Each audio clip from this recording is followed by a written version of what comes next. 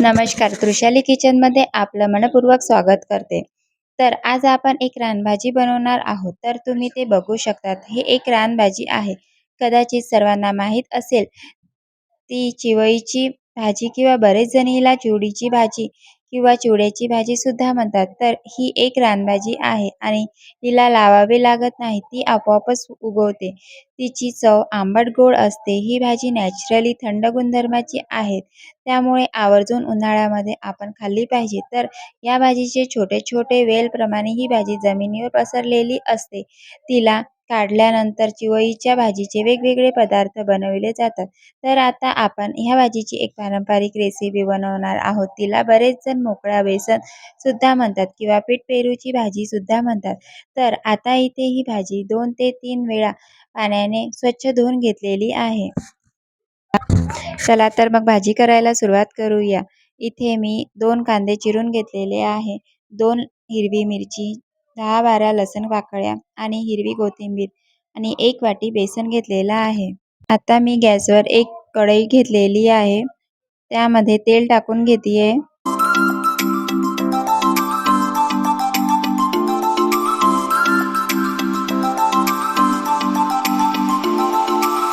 तेल गरम झालेलं आहे. आता यामध्ये आपण अर्धा चमच मोहरी, अर्धा चमच जिरं आणि लसूण पाकळ्या टाकून घेऊया.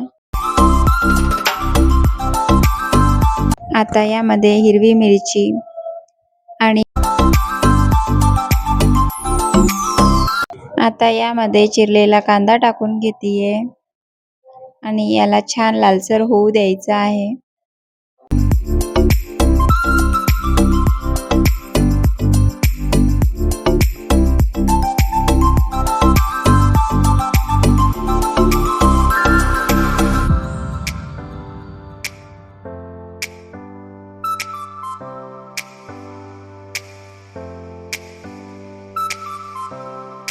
आता यामध्ये थोडं मीठ टाकून घ्यायचं आहे, म्हणजेच कांदा लवकर शिजवून येईल आपला.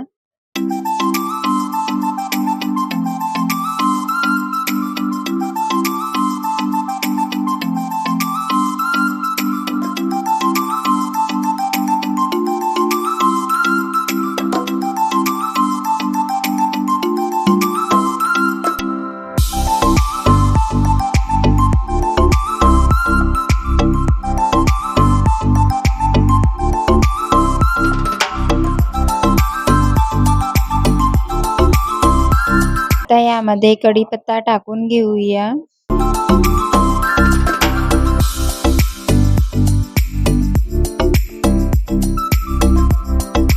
आता लाल तिखट,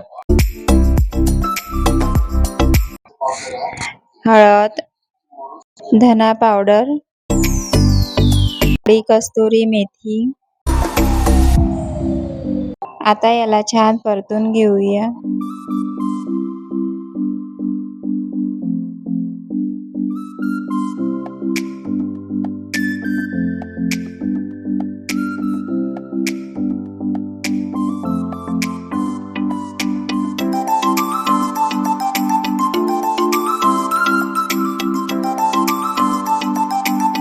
त्यामध्ये आपण चिवईची भाजी टाकून घेऊया आणि याला मिक्स करून घेऊया.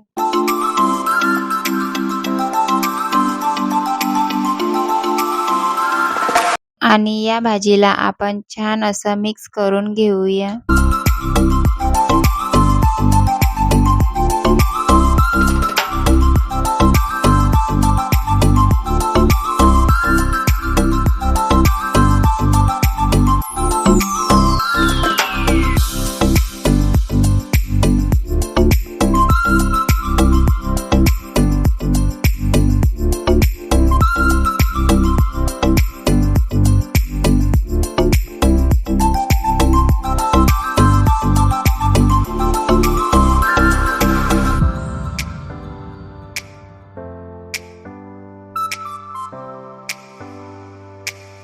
आता यामध्ये चवीनुसार मीठ टाकून घ्यायचं आहे.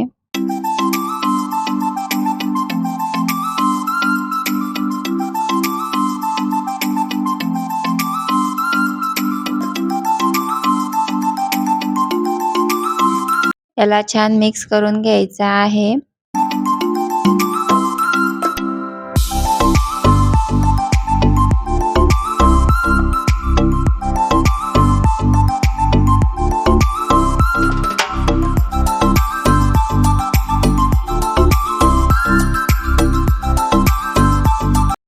भाजीला झाकून ठेवायचा आहे, म्हणजेच याला पाणी सुटतं.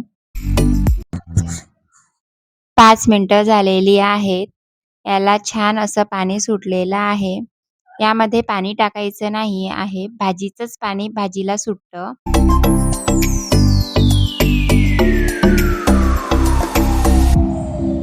आता यामध्ये मी अर्धी वाटी बेसन टाकून घेते आहे.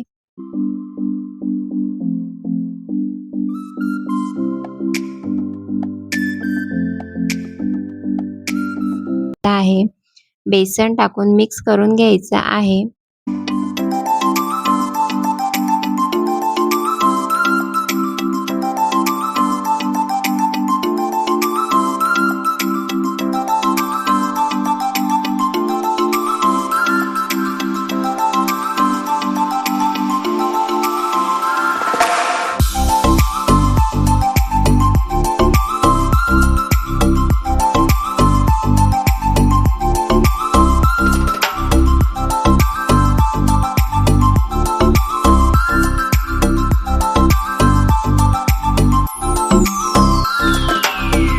थोडं बेसन आणखी टाकून घेते आहे.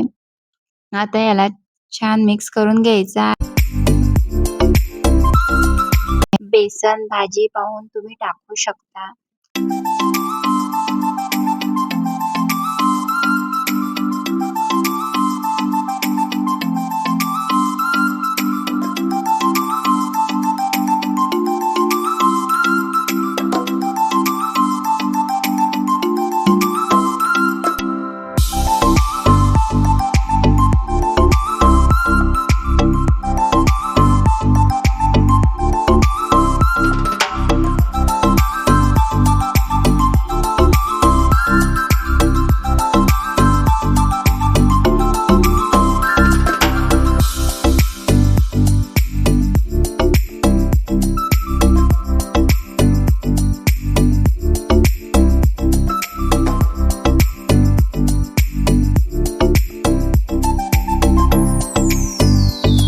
आता आपण याला 2 मिनिटं असंच झाकून ठेवूया.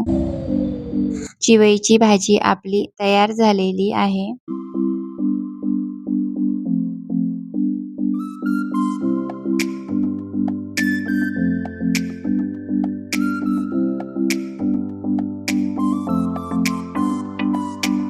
आता यावर आपण थोडी कोथिंबीर टाकून घेऊया.